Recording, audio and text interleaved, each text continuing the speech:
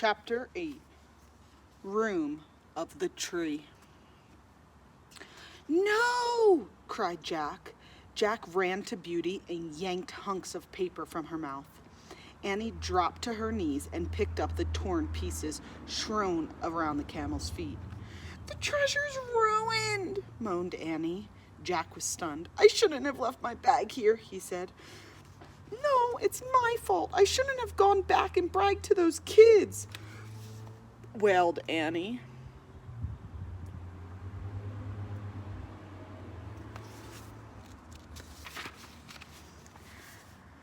"I should have acted more humble, like Merlin said." Annie sounded like she was about to cry. "It's okay," said Jack, but he knew it wasn't. The book was destroyed. They'd failed in their mission. "Maybe we can fix it," said Annie. Jack shook his head. "No, we can't," he said. "It's completely destroyed. It can't be fixed." Annie looked up. "What? What did you just say?" "I said it can't be fixed," said Jack. A big grin crossed Annie's face.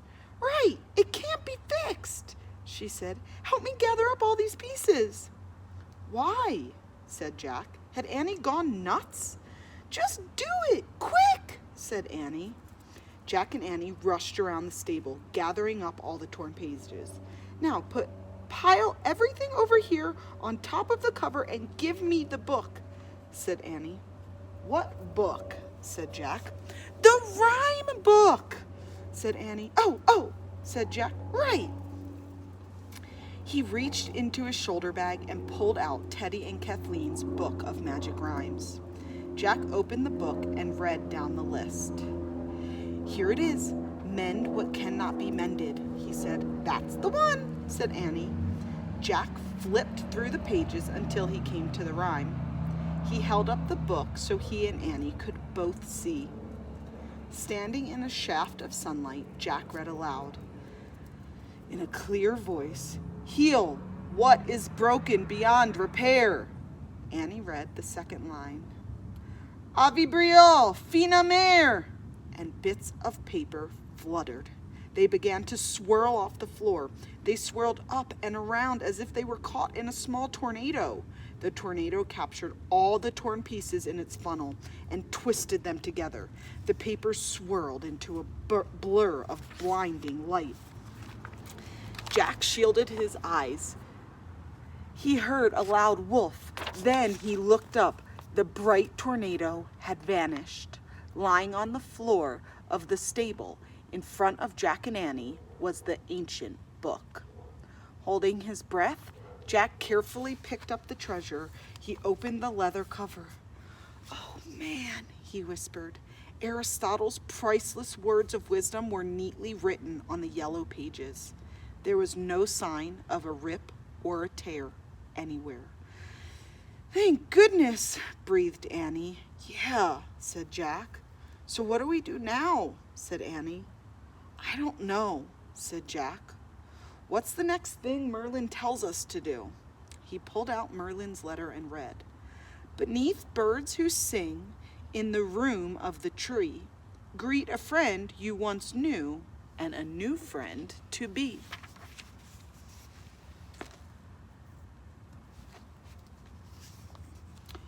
"What's that mean?" said Jack. Suddenly, Jack heard someone behind them. He and Annie turned around. A girl was standing in the doorway of the stable. She wore a long white gown. Her hair and face were hidden by a veil. "Hi," said Annie. "Who are you?" "I'm a servant of the palace," the girl whispered. "Come." She motioned for them to follow her. "Let's go," Annie said to Jack. "Where's she taking us?" asked Jack.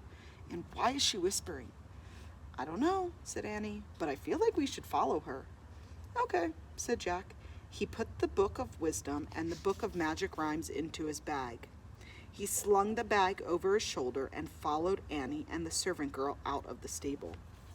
The three of them walked through the courtyard and through the palace doors. They walked down a wide candlelit hallway over a thick woven carpet. At the end of the hallway was a tall carved door. A boy servant stood by the door. He wore baggy trousers and a long shirt. His face was almost completely hidden by his headcloth. He did not speak or look at them. The servant girl stood close to Jack and Annie. In her strange whispering voice, she said, "In front of the chair, bow to the floor. Do not look up.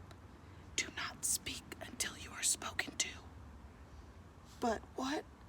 said Jack. "Go quickly," whispered the girl.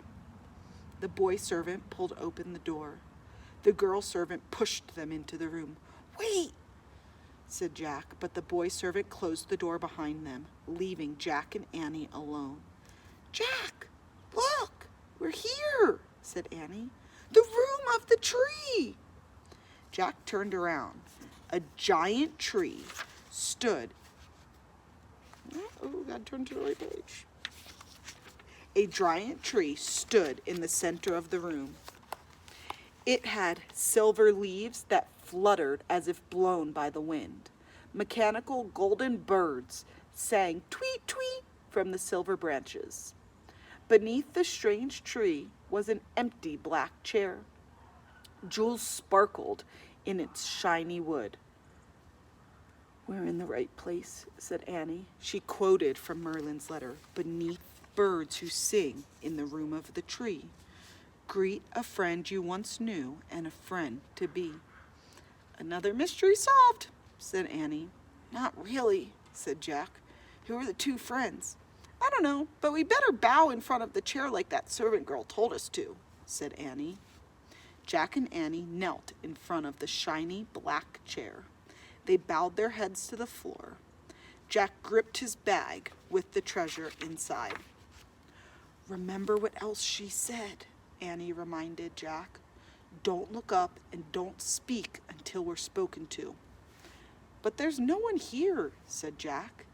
He felt foolish bowing in front of a chair and listening to the chirping of mechanical birds. "Why are we doing this?" he wondered. The door opened with a loud creaking sound. Jack squeezed his eyes shut. He heard footsteps moving past them. "How did you get into the throne room?" a deep, gruff voice asked. "A servant brought us here," said Annie. "And why have you come?" asked the voice. "We have a priceless treasure to give the Caliph of Baghdad," said Jack, keeping his head down. "It's a book of wisdom." Jack fumbled in his bag and pulled out the book. He kept his eyes tightly shut as he held the book up toward the voice. There was a long silence. "We hope it will help the Caliph spread wisdom to the world," said Annie. "How did you come to be in possession of this book?" the man asked. "We were helping a friend," said Annie, "and we got separated in a sandstorm."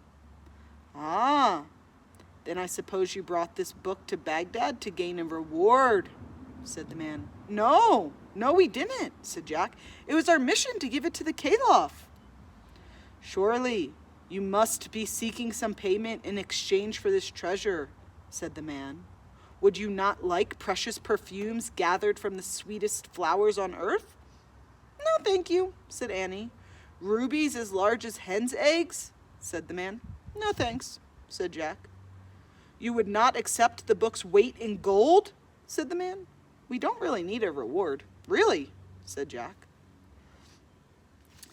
"Since he likes the book so much, why don't you just tell the Caliph to use his gold and rubies to buy more of them?" said Annie. Again, there was silence. Then the man cleared his throat. When he spoke, his voice was gentle and familiar sounding. "Look up at me, Jack and Annie," he said. Jack opened his eyes. He slowly lifted his head. First he saw gleaming gold slippers, then a long white robe with gold trim, then a familiar face. Jack gasped. He couldn't believe his eyes. The man wasn't a scary person at all. The man was Mamoon.